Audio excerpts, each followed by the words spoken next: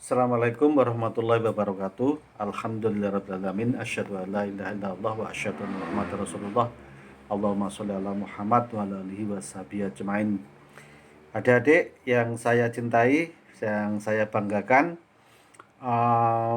ini adalah kuliah kita yang terakhir untuk semester ini terkait dengan kode etik penyiaran ya. Kita sangat merasakan bahwa pelajaran kita tidak optimal.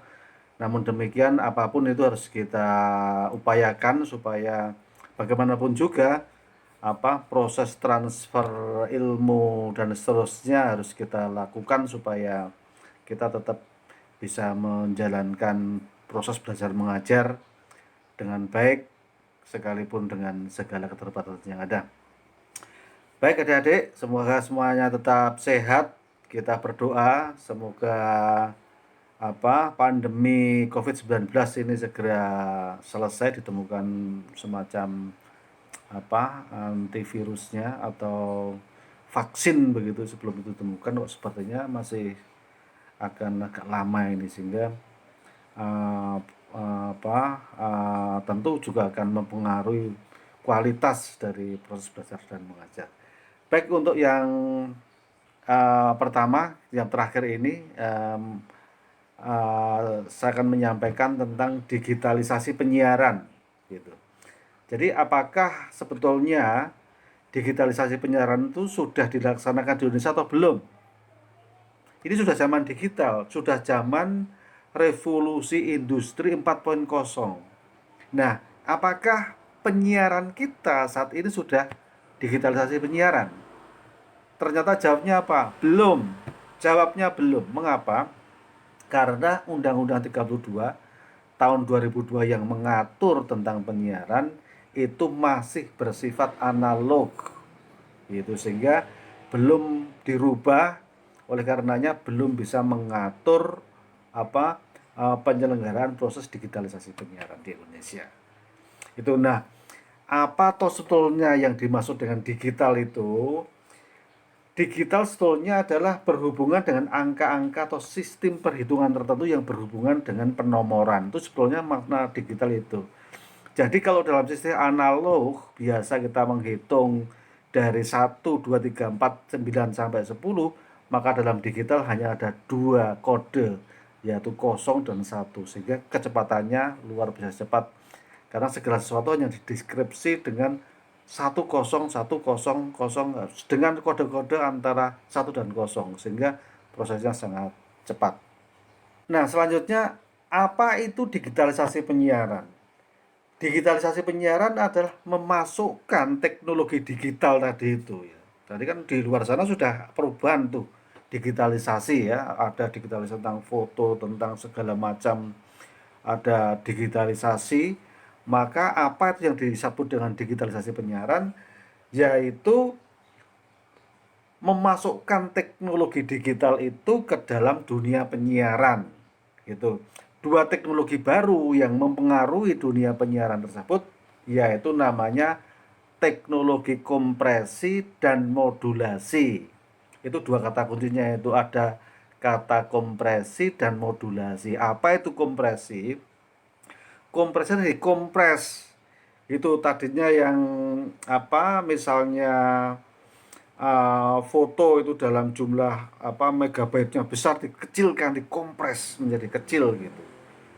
Gitu. Kualitas videonya yang tadinya itu memerlukan frekuensi atau memerlukan yang sangat besar itu dikompres menjadi sangat kecil. Gitu. Kira-kira seperti itu. Itu yang disebut dengan kompresi. Apa yang disebut dengan modulasi? Yang disebut dengan modulasi adalah video-video yang dibuat tadi yang sudah dikompresi menjadi sangat kecil itu dimodulasi, disiarkan melalui frekuensi, dicampur gitu. Sehingga satu kanal radio atau televisi yang sekarang dipakai itu bisa digunakan oleh 6 sampai dengan 12 televisi sekaligus dalam satu saluran frekuensi. Itu yang disebut dengan kompresi dan modulasi. Jadi nanti dalam teknologi digital itu kanal frekuensi yang sekarang dipakai oleh televisi, sebut saja misalnya TVRI atau TV One atau Metro TV gitu. TVRI misalnya menggunakan frekuensi satu kanalnya itu nantinya satu kanal itu bisa digunakan menjadi 6 sampai 12 televisi. Gitu kira-kira seperti itu. Sehingga kalau di Jogja ini sebetulnya hanya ada 20 televisi, maka sesungguhnya hanya membutuhkan 2 kanal televisi yang sekarang ada. Artinya apa? Artinya nanti banyak frekuensi yang akan ditinggalkan oleh dunia digital sehingga bisa dipergunakan untuk kepentingan-kepentingan lain. Kira-kira seperti itu. Nah, awalnya regulasi digitalisasi itu dari mana? Kok bisa-bisanya ada regulasi seperti itu? Pertama itu perkembangan teknologi. Yang kedua, ada organisasi dunia namanya ITU, International Telecommunication Union. Adalah badan khusus Perserikatan Bangsa-Bangsa yang membidangi teknologi informasi dan komunikasi. Jadi di dunia ini ada badan yang mengatur khusus tentang frekuensi, namanya ITU, International Telecommunication Union. Semua negara masuk menjadi anggota ITU itu, gitu. Nah, ITU itu membuat suatu peraturan dan peraturan itu mengikat seluruh anggotanya, termasuk Indonesia. Jadi penggunaan frekuensi di Indonesia itu harus sesuai dengan apa yang sudah diputuskan oleh ITU. Kira-kira seperti itu. ITU, International Telecommunication Union, itu membagi dunia ini menjadi 3 wilayah atau region. Region 1, region 2, region 3. Indonesia masuk region 3.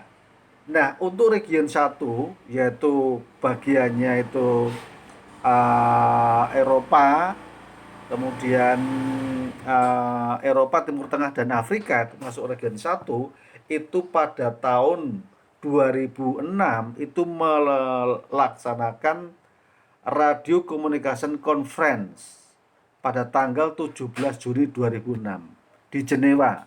Nah, tahun 2006 inilah radio conference inilah yang kemudian dijadikan dasar sebagai awal tonggak digitalisasi di bidang penyiaran.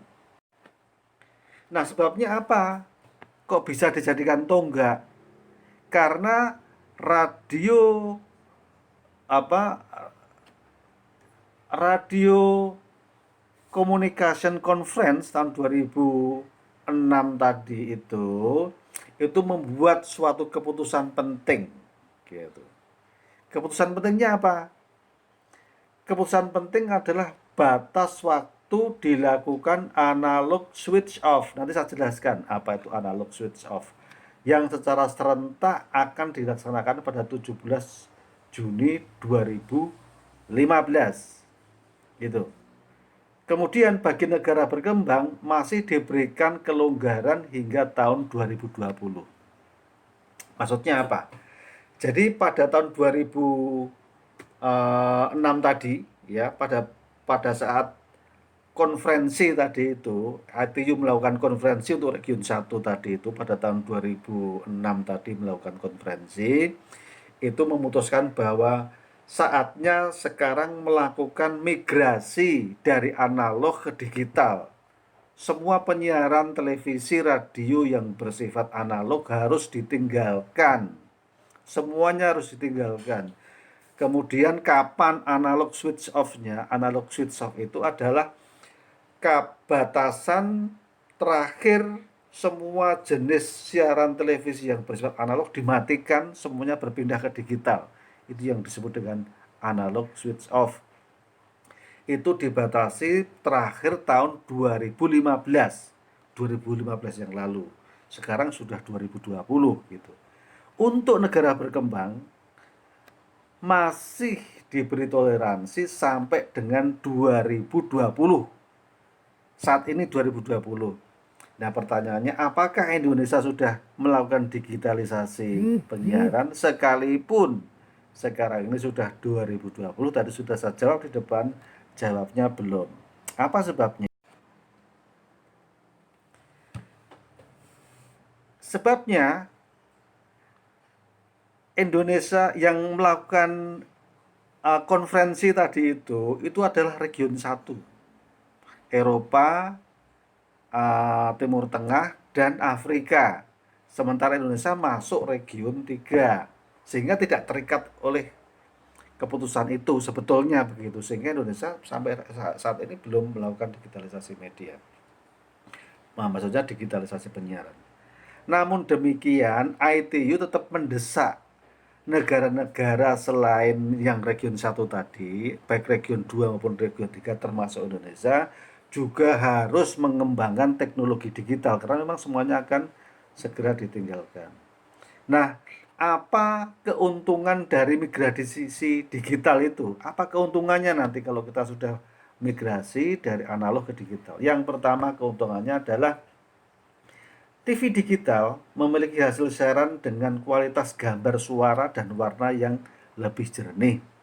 Jadi nanti dalam digital suaranya lebih jernih, gambarnya lebih baik, nggak ada kresek-kresek lagi, nggak ada blur-blur lagi. Itu dalam teknologi yang digital. Kemudian teknologi digital efisien terhadap spektrum frekuensi. Tadi itu sudah saya sampaikan, yang teknologi digital lebih efisien. Satu kanal televisi saat ini 8 MHz misalnya tadi digunakan oleh TV One misalnya ya, ini itu nantinya bisa digunakan oleh 12 televisi gitu. Gitu. Jadi kalau mau dipertahankan misalnya 10 kanal yang sekarang ada itu bisa kali 12.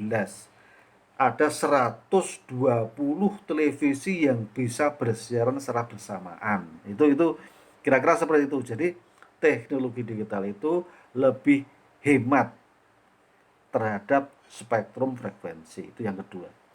Kemudian yang ketiga, teknologi TV digital tahan terhadap efek interferensi atau draw. Jadi tidak ada interferensi lagi.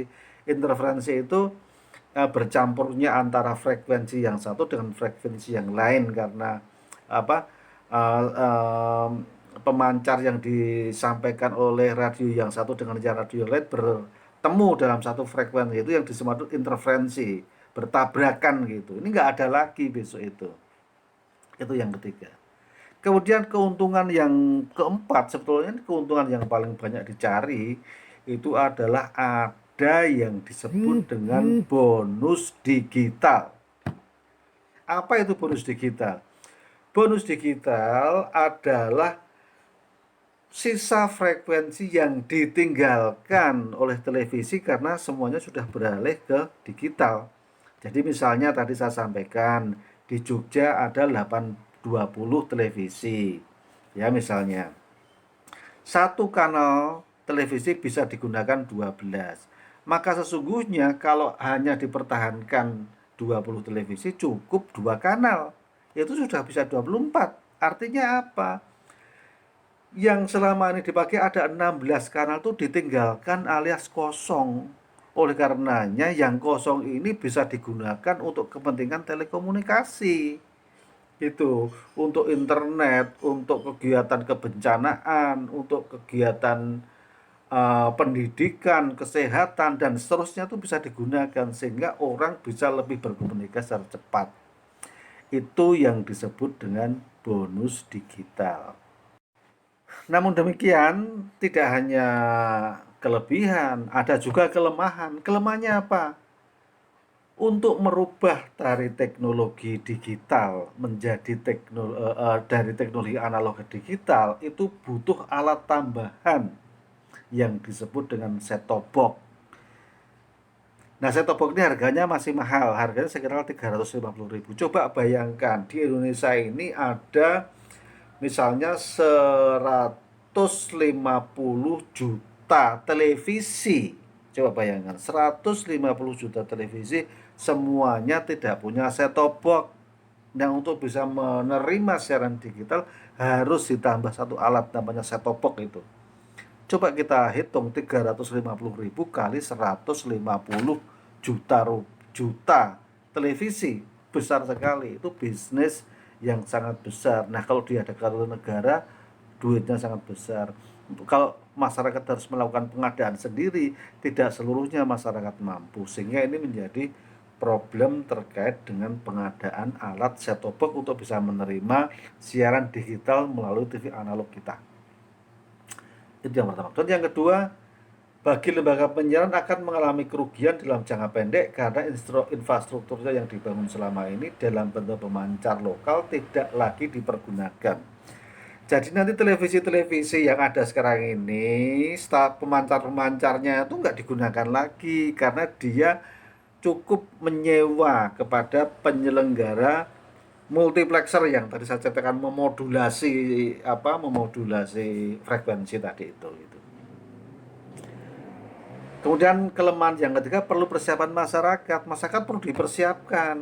Mengapa? Ya masyarakat kan televisinya masih analog semua. Nah kalau tiba-tiba dalam waktu sekejap dia tidak bisa menerima siaran televisi analog karena semuanya sudah berpindah ke digital, ya kan jadi repot karena masyarakat belum memahami teknologi itu baru sedikit. Sehingga butuh proses penyesuaian supaya masyarakat bisa secara bertahap masuk ke dalam dunia penyiaran digital. Nah, baik, ini ada beberapa istilah-istilah penting ya di dalam dunia teknologi digital ya. Istilah-istilah itu sangat penting yang sering kita sangat dengar. Mungkin akan saya jelaskan satu persatu. Yang pertama, apa itu yang disebut dengan transisi digital? Gitu. Tadi saya sebutkan bahwa masyarakat itu butuh persiapan. Nah, karena butuh persiapan, maka perlu ada masa transisi. Gitu. Masa transisi analog switch off berpindah dari penyiaran analog ke digital itu tidak dalam waktu yang sama dibuat transisi. Jadi misalnya provinsi-provinsi yang maju dulu, yang masyarakatnya sudah maju atau aksesnya mudah itu didahulukan analog switch off-nya. Yang lain masih bisa menerima teknologi analog gitu. Nah, itu yang disebut dengan yang kedua, simulcast. Nanti ada istilah di dalam teknologi digital itu ada istilah simulcast. Apa itu simulcast? Simulcast adalah siaran bersamaan. Untuk mempersiapkan masa transisi masyarakat tadi perlu disiapkan sistem simulcast, yaitu siaran bersamaan. Siaran digitalnya sudah dimulai, siaran analognya masih jalan, sehingga masyarakat yang belum punya TV digital masih bisa menerima, masih bisa menikmati televisi atau radio dengan siaran analognya, sehingga baik siaran analog maupun digital itu masih disiarkan secara bersamaan. Itu yang disebut dengan simulcast. Kemudian istilah yang ketiga namanya analog switch off. Tadi sudah saya jelaskan di depan sebelumnya. Apa itu analog switch off? Analog switch off adalah sistem penyiaran analog dimatikan secara total. Itu tidak ada lagi siaran analog total seluruh daerah seluruh Indonesia total analog switch off dimatikan. Nah itu kapan? Itu pada saat semuanya masyarakat sudah siap itu tadi. Oleh karena ada masa-masa persiapan simulcast dan seterusnya itu. Jadi kalau adik-adik dengar istilah ASO atau analog switch off, itu maksudnya ya seluruh siaran analog dimatikan, semuanya berpindah ke digital. Itu. Kemudian ada lagi istilah ASO bertahap. Apa itu ASO bertahap? Apa itu analog switch off bertahap? Tadi di depan sudah saya jelaskan seterusnya. Analog switch off bertahap itu adalah mematikannya bertahap. Jadi misalnya Jawa dulu yang dimatikan, kemudian yang lain masih analog. Jawa sudah digital, yang lain analog. Kemudian menyusul tahun depan Sumatera. Sumatera analog switch off. Digital dihidupkan, analog mati. Kemudian bertahap ke Sulawesi, ke Kalimantan, dan seterusnya sampai semuanya terjadi. Itu yang disebut dengan analog switch off secara bertahap. Kemudian ada lagi istilah total ASO, total analog switch off. Apa itu? Total analog switch off ya sudah total seluruh Indonesia padam penyiaran analognya. Semuanya sudah berpindah ke digital. Itu yang disebut dengan analog switch off. Kemudian istilah yang lain, digital dividen. Tadi sudah saya jelaskan. Digital dividen itu ya bonus digital itu tadi. Jadi frekuensi yang ditinggalkan oleh televisi karena televisi tersebut sudah berpindah ke digital. Nah, ini direncanakan nanti akan banyak dipergunakan untuk kepentingan telekomunikasi, internet, dan seterusnya.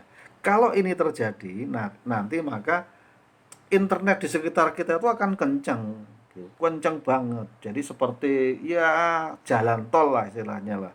Jadi kita tidak ada lagi lembek di mana lelet, di mana internet sulit ya, macam-macam nggak ada lagi. Semuanya jalan tol karena banyak frekuensi yang ditinggalkan oleh televisi yang sekarang dikuasai televisi itu dipergunakan untuk kepentingan telekomunikasi. Itu yang disebut dengan digital dividend atau disebut dengan bonus digital. Baik, selanjutnya ini slide yang terakhir yang saya sampaikan. Transisi model bisnis digital. Apa perbedaan model bisnisnya antara televisi analog dengan televisi digital nanti? Nah, dalam televisi analog sekarang ini itu untuk bersiaran televisi itu harus mengantongi dua izin. Satu izin penyiaran, yang kedua izin penggunaan frekuensi. Ini dikelola oleh satu lembaga namanya televisi itu. Sehingga televisi itu dia harus membuat tower, infrastruktur membuat tower untuk memancarkan siaran melalui frekuensi itu, tapi dia juga harus memproduksi konten. Jadi persoalan konten dan persoalan infrastruktur itu dikelola oleh satu lembaga namanya ya televisi itu. Itu dalam sistem analog. Nah nanti dalam sistem digital itu bisnisnya dipecah menjadi dua. Yang satu itu penyelenggara multiplexer. Ya, multiplexer itu memultiplek modulasinya tadi itu. Jadi lembaga yang mengumpulkan televisi-televisi untuk disiarkan secara bersama-sama. 12 televisi itu dipancarkan dalam satu frekuensi, satu kanal, itu bisa dipancarkan 12. Itu yang disebut dengan lembaga multiplexer gitu. Jadi dia memultiplex siaran-siaran televisi. Kemudian bisnisnya itu terpisah. Kemudian bisnis yang kedua adalah bisnis konten, yaitu lembaga-lembaga penyiaran yang bergerak hanya mengisi konten saja. Tidak perlu membangun infrastruktur, tidak perlu membangun pemancar, tidak perlu, dia cukup menyewa salah satu kanal yang ada dalam multiplexer itu. Baik, adik-adik, saya kira ini dulu ya kuliah terakhir kita, sangat padat dan cepat saya menjelaskan, mungkin juga banyak yang terlewat ya. Coba nanti secara apa lebih jelas lagi adik-adik untuk membaca slide-slide yang utuh ya. Ini kan potongan-potongan slide yang saya sampaikan. Nanti saya kasih PPT-nya yang secara komplit, nanti bisa dipelajari sehingga lebih jelas. Nah kalau ada yang nggak jelas atau belum jelas, nanti bisa WA saya atau sapa saya lewat Facebook atau lewat Instagram dan seterusnya ke saya, sehingga saya bisa memberikan satu penjelasan lain yang lebih baik. Baik adik-adik yang saya banggakan, yang saya cintai, semoga semuanya sehat-sehat selalu. Ini saja yang dapat saya sampaikan. Mohon maaf selama kuliah dalam satu semester ini barangkali tidak memuaskan, dan saya banyak kesalahan, saya mohon maaf yang sebesar-besarnya. Semoga adik-adik cepat bisa cepat menyelesaikan sekolahnya, studinya, lulus dan seterusnya, sehingga dapat untuk membuat karya-karya lain yang lebih baik. Baik, ini saja. Terima kasih. Assalamualaikum warahmatullahi wabarakatuh.